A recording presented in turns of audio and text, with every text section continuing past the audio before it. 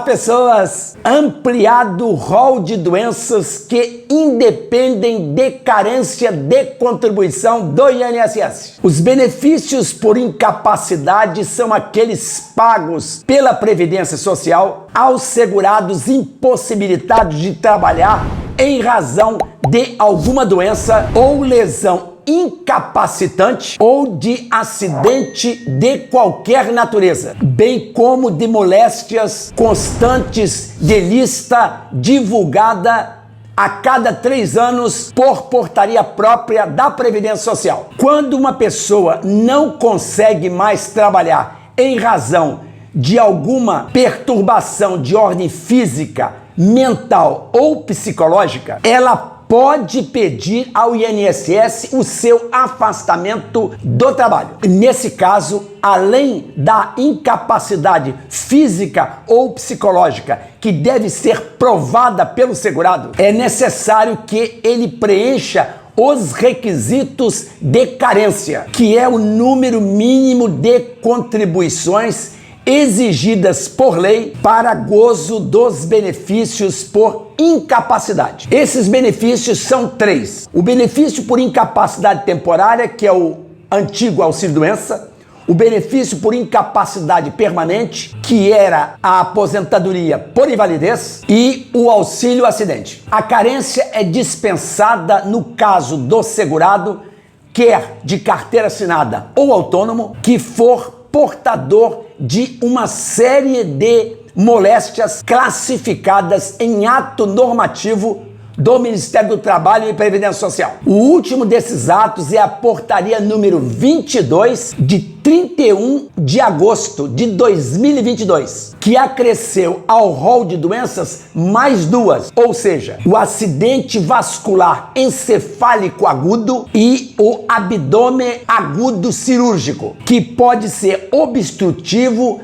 perfurativo, vascular isquêmico, inflamatório e hemorrágico e se caracteriza por dor na região abdominal. Então, além das 2 novas moléstias, gabaritam o segurado a peticionar benefício por incapacidade, a tuberculose, lepra, câncer, cegueira, alienação mental, paralisia, cardiopatia grave, doença de Parkinson, espondilite anquilosante, nefropatia grave, osteite deformante, AIDS, contaminação por radiação, hepatopatia grave e esclerose múltipla. Qual é a regra geral para o gozo do auxílio-doença ou da aposentadoria por invalidez? Nos 2 casos, a carência é o número mínimo de 12 contribuições mensais para o INSS. Todavia, existem as exceções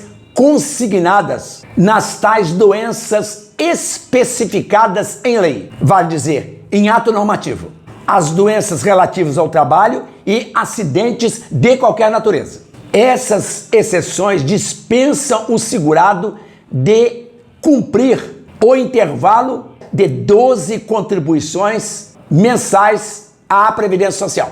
Descendo aos detalhes, uma pessoa doente que se filia ao INSS pode se aposentar por incapacidade permanente se, à época da filiação, ela não apresentava a respectiva incapacidade. No caso, a incapacidade surge como uma decorrência, um agravante da moléstia que já o acometia. Portanto, um indivíduo com uma doença pré-existente começa um trabalho remunerado contribuindo para o INSS. Após um determinado tempo, surge uma complicação da doença, um agravamento dessa doença. Neste caso, caberá a concessão da aposentadoria por invalidez, uma vez apresentado o laudo médico circunstanciado, sem nenhuma rasura, o CID, que é o Código Internacional da Doença, o CRM do médico, o nome legível e a respectiva rubrica, além do tempo de afastamento. Isso porque a incapacidade não pode ser pré-existente. O que é avaliado é o início da incapacidade e não o início da doença, pois a doença por si só não pode gerar incapacidade. Então, o que caracteriza o requisito do benefício por incapacidade é o agravamento da enfermidade após a afiliação à Previdência Social. Logo, o que se deve evitar é a filiação do segurado quando ele já se encontra incapaz para o trabalho, pois filiar-se nessa situação com o objetivo exclusivo de obter a aposentadoria representa a obtenção de vantagem devida, o que não é permitido por lei. É a incapacidade que gera o direito ao benefício e não a doença em si. Uma vez que, embora doente, o trabalhador labora normalmente na empresa, até aparecer a progressão da doença que o deixe realmente incapaz para o trabalho. Portanto, a doença pré-existente em nada interfere no direito previdenciário, mas sim a incapacidade laboral pré-existente, que faz o segurado perder o direito ao recebimento do benefício. Vejamos a situação seguinte: o cara tem uma doença cardíaca que não o impede de trabalhar normalmente. Tempo depois de ser admitido na função, ele começa a ter dor no peito ao fazer exercício físico. Portanto, torna dificultoso o trabalho rotineiro. Neste caso, mesmo o segurado sendo portador da doença cardíaca, terá direito ao auxílio-doença, pois a incapacidade ocorre somente depois do início da contribuição ao INSS, ou seja, depois do início do seu vínculo à Previdência Social, o que está protegido pelo artigo 59, parágrafo 1º da Lei 8.213 de 1991. No caso das doenças listadas na Portaria MTP-NS número 22 de 2022, incluídas as duas novas moléstias, isto é, o acidente vascular encefálico e o abdômen agudo cirúrgico, pode haver o gozo dos benefícios por incapacidade independente da carência de 12 meses de contribuição ao INSS. Para finalizar, os pedidos de benefícios por incapacidade,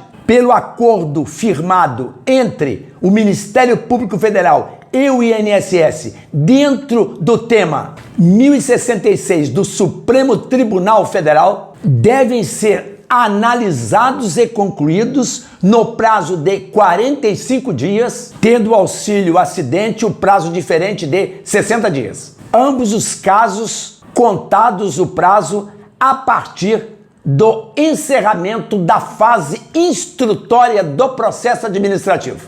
E este foi o Soletrando Direito de hoje.